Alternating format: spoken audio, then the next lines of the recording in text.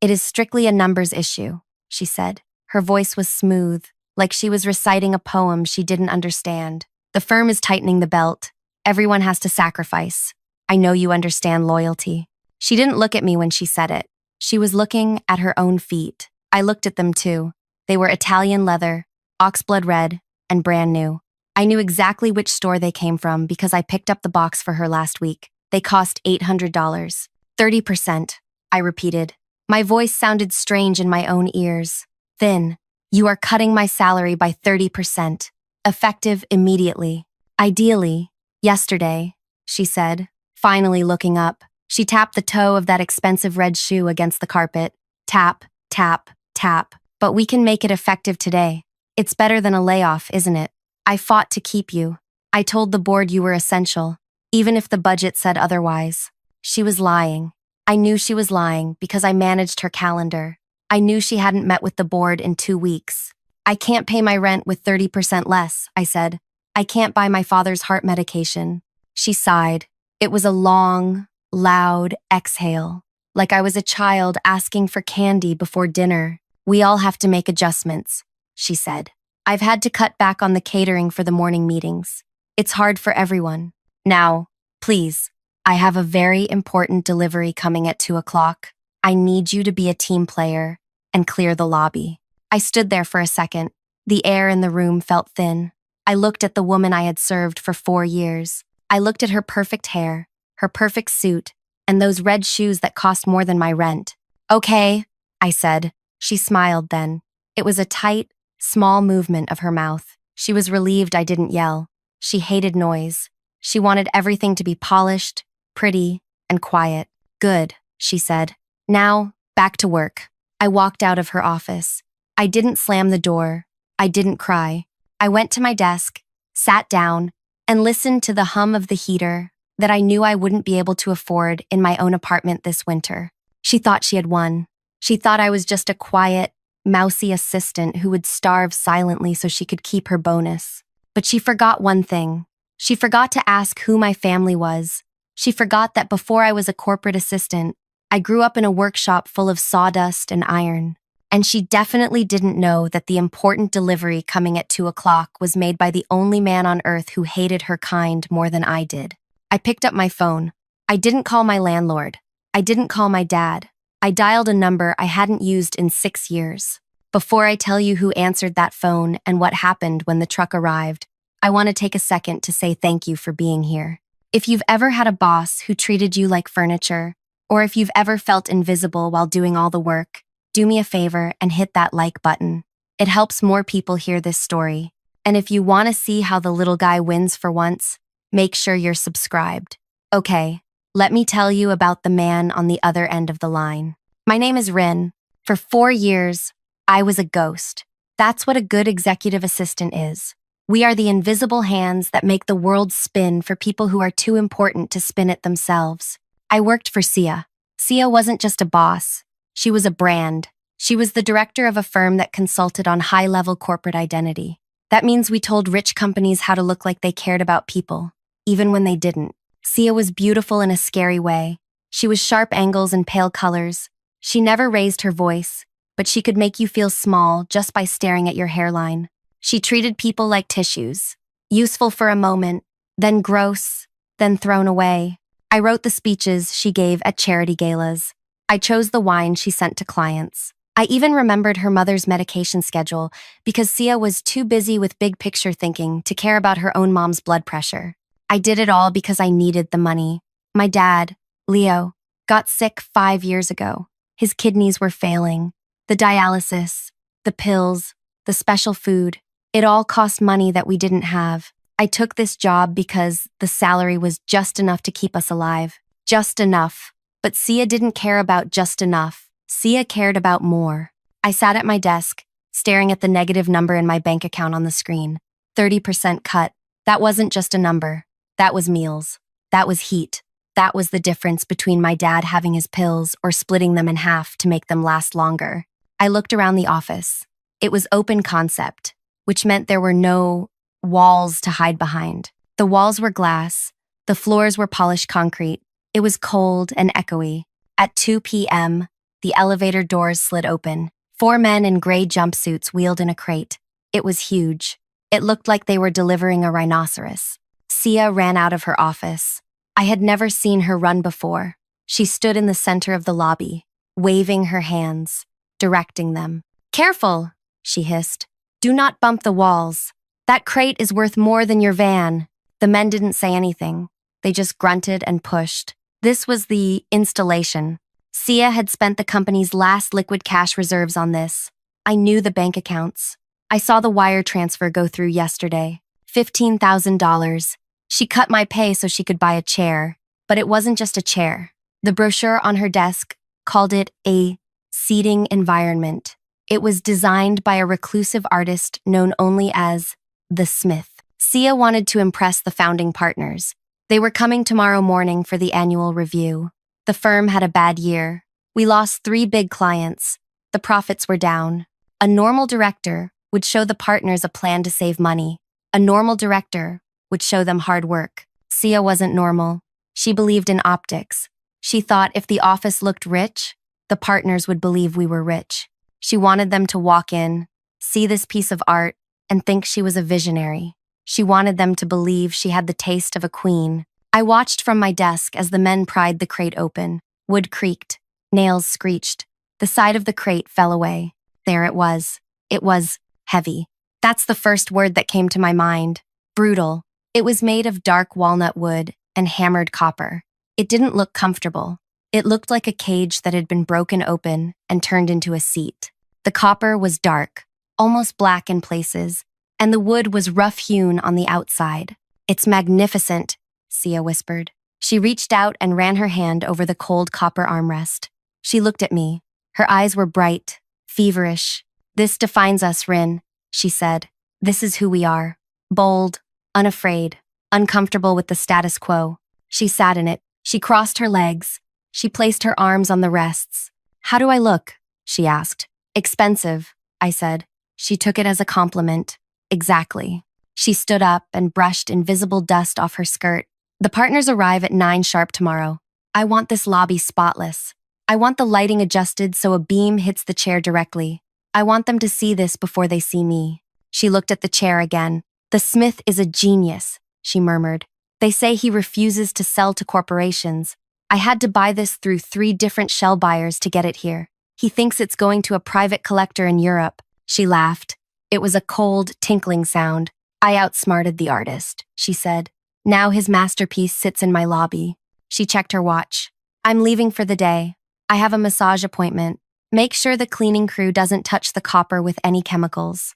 Only a dry cloth." "Sia," I said.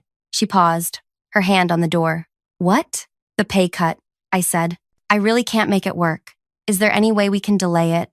Or maybe split it?" She looked at me like I had spoken in a foreign language. "We discussed this, Rin. The budget is final. The furniture is an investment. You are an expense. Investments grow. Expenses are cut. Be an investment, and maybe we can talk next year." She walked out. The glass doors swished shut behind her. I was alone with the $15,000 chair. I walked over to it. It smelled like oil and raw iron and sawdust, a smell I knew better than my own perfume. I touched the copper armrest. It was cold. I ran my finger underneath the lip of the seat. I felt it, a small, jagged notch in the metal. I smiled. It was a sad, tired smile. I went back to my desk and picked up my phone. I scrolled past my dad, past the pharmacy. I stopped at the contact name, Uncle T. I pressed call. It rang 4 times. A voice answered. It sounded like gravel tumbling down a hill. "Kid? Is everything okay?" "No," I said. She bought the chair. The line went quiet. Not empty quiet, but heavy quiet. The kind of quiet before a thunderstorm breaks. "Which one?" he asked. "The copper trap," I said. "The one you made when Auntie left." He let out a long breath. It sounded like a tire deflating. "She paid the gallery price? 15,000, I said. "She cut my pay to afford it. She thinks it's a symbol of power. She's showing it to the investors tomorrow at 9. He laughed. It was a dry, rusty sound. "She has no idea what she bought, does she? She thinks it's just avant-garde furniture, Uncle. She doesn't know the mechanism. She doesn't know the story. She bragged about tricking you. She used shell buyers. I knew someone was playing games, he rumbled. The shipping address kept changing. She's going to sit in it, Uncle T. She's going to sit in it while the partners decide if they should fire her or give her a bonus. She wants to look like a queen. I'll be there, he said. Bring the key, I said. I never take it off my neck. I hung up. I packed my bag.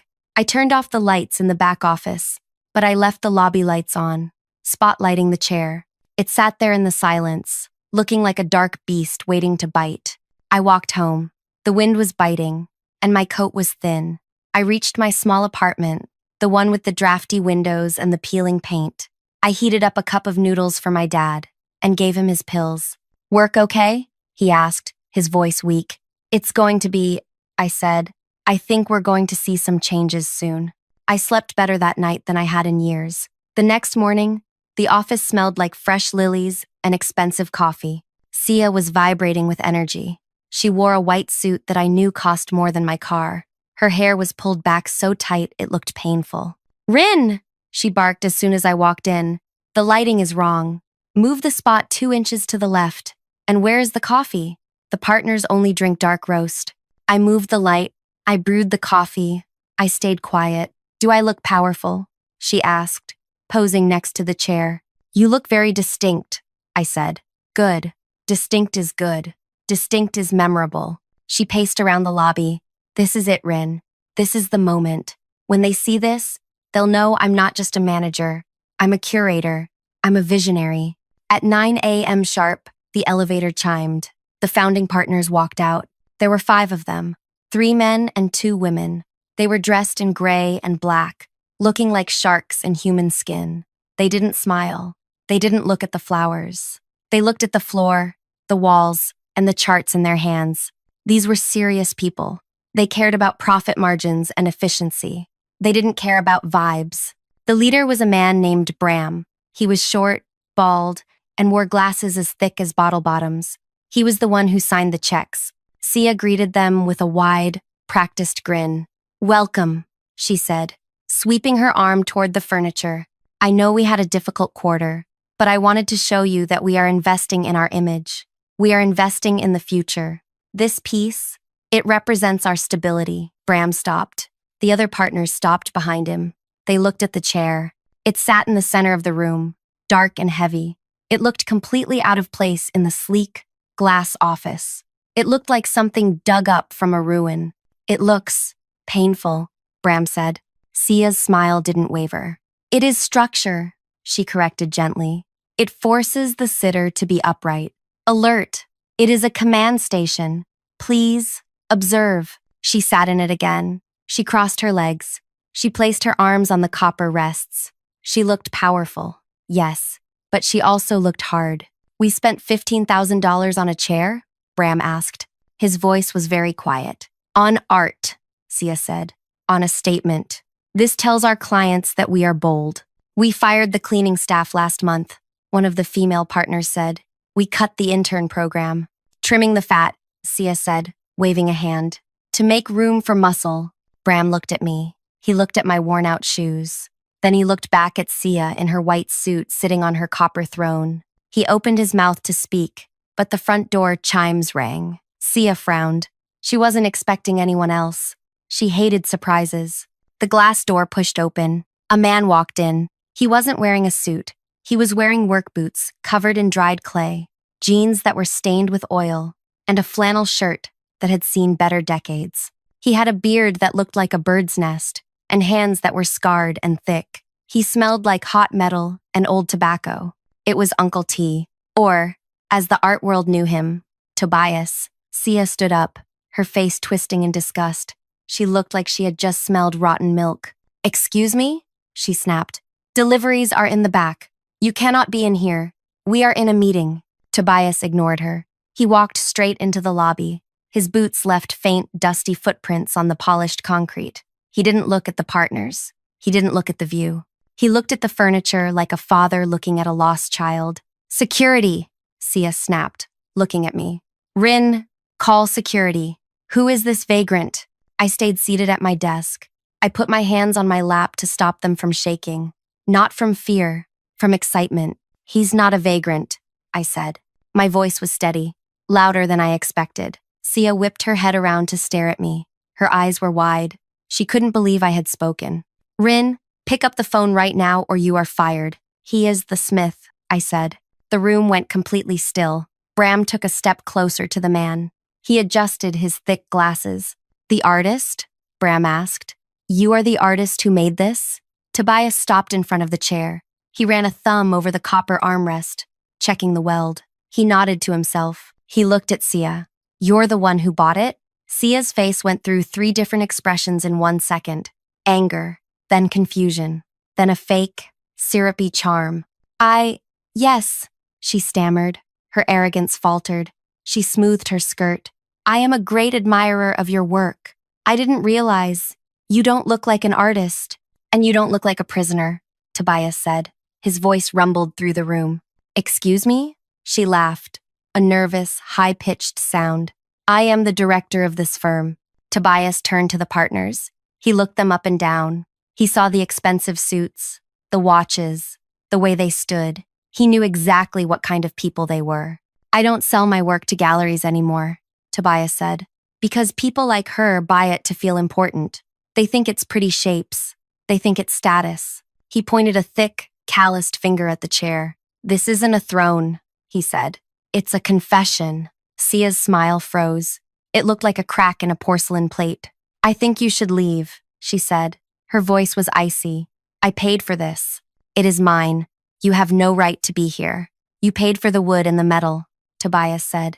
He took a step toward her. He was a big man, broad-shouldered and solid. Sia took a step back. You didn't pay for the message, he said. You didn't unlock it. Unlock it? Bram asked. He sounded interested now. He stepped forward. What do you mean, unlock it? Tobias reached into his shirt. He pulled out a heavy, iron key hanging on a leather string against his chest. It was old and black. Sia stepped back again. She bumped into the chair. What are you doing? She demanded. If you damage my property, I will sue you. I will ruin you. It's not damage, I said. I stood up finally. I felt light. I felt like the gravity in the room had shifted. I walked over to stand next to my uncle. I stood next to the man who taught me how to sand wood when I was 6 years old. The man who gave me money for books when my dad lost his job. It's the user manual, I said. Sia stared at me. She looked like she was seeing me for the first time. You know him? She whispered. He's my uncle, I said. The color drained from her face. She looked at her red shoes, then at my worn-out sneakers, then at Tobias's muddy boots. She did the math. You set me up, she hissed. I didn't make you buy it, I said softly. I didn't make you cut my pay. You wanted to look powerful. You wanted a symbol. Well, here it is. Tobias knelt behind the chair. There was a tiny, almost invisible slot in the wood, hidden beneath a copper overlapping plate. You would never find it if you didn't know where to look. He inserted the key. He turned it. Click. It was a loud, sharp sound, like a bone snapping. Then, a heavy mechanical thud echoed in the lobby. The back of the chair split open. It wasn't broken. It was unfolding. Panels of wood slid away on hidden gears. The smooth, polished walnut exterior retracted. Sia gasped. The partners leaned in. The inside of the seat back, the part that pressed against your spine when you sat down, was revealed. It wasn't smooth anymore. The wood on the inside was deeply, violently carved. It was jagged, rough, and charred black. It was covered in words burned into the grain. The words were ugly: greed, theft, parasite, emptiness. And right in the center, in letters carved so deep they looked like wounds, was a sentence. Bram leaned in. He read the inscription aloud. I grow fat while they starve. The room was absolutely silent. The only sound was the hum of the ventilation system. I built this, Tobias said, his voice filling the room. After my brother, this girl's father, lost his job to a corporate raid. He worked for that company for 20 years. The man who fired him bought a yacht the next day. He said it was budget constraints. Tobias stood up. He looked massive next to Sia. This chair is designed so that you cannot sit in it without the words pressing into your back, he said. You can't see them when it's closed, but you can feel the unevenness. It pushes against your spine. It is made to be uncomfortable for liars. He pointed at Sia. She bought it, Tobias said. She paid 15 grand for a mirror. Sia was pale. Not just pale, she looked like gray ash. She looked from the partners to the chair, then to me. It's a trick, she said. Her voice was shaking. It's vandalism. He ruined it. He finished it, I said. Bram turned to Sia. His face was hard. He wasn't looking at the chair anymore. He was looking at her. You told us the budget cuts were for essential operational costs, Bram said. You told us we had to be lean. You fired the cleaning staff. You cut salaries. You cut Rin's salary. He looked at me. Did she cut your salary? 30%, I said. Yesterday. To pay for this. Bram looked back at Sia. And you bought a monument to your own greed? It's art, Sia shrieked. It was a desperate sound. It's an investment. It will appreciate in value. It's a resignation letter, Bram said. Sia froze. I can't have clients walking into our lobby and reading Parasite behind my director's head, Bram said. And I certainly can't trust a director who gets outsmarted by her own furniture. He looked at me. He looked at my shoes. Then, he looked at Tobias. How much to take it back? Bram asked. Tobias shook his head. No refunds. Sia let out a little sob. She slumped against the wall, looking small. Her white suit was wrinkled. Her red shoes suddenly looked clownish. But, Tobias said, I'll haul it away for free. I don't like leaving my work in bad company. Tobias looked at me. Coming, kid? I need help loading the truck. I looked at my desk. I looked at the computer where I had typed Sia's lies for 4 years. I looked at the phone I used to lie to her mother. I picked up my bag. I took my security badge off my lanyard. I placed it gently on the desk. Wait, Bram said. I stopped. Bram looked uncomfortable. He was a shark, but he was a shark who knew he had been caught swimming in dirty water. We need someone who understands. Context, he said. We need someone who knows how to actually run this place, apparently, since you've been doing it for her. He gestured to Sia, who was now crying softly into her hands. We can discuss your salary, Bram said. We can restore the 30%, maybe add 10. I looked at Bram, then I looked at Sia. She was defeated. But the thing was, even in her defeat, she was still selfish. She was crying for herself. She wasn't crying because she hurt me. She was crying because she got caught. If I stayed, I would just be serving a different shark. Bram wasn't better. He just didn't want to be embarrassed. No, I said. 20% raise? Bram offered. I think I'm done with corporate art, I said. And I'm done with people who think loyalty is something you can buy with a discount. I walked out into the cold air. Tobias was already lifting the crate. I grabbed the other end.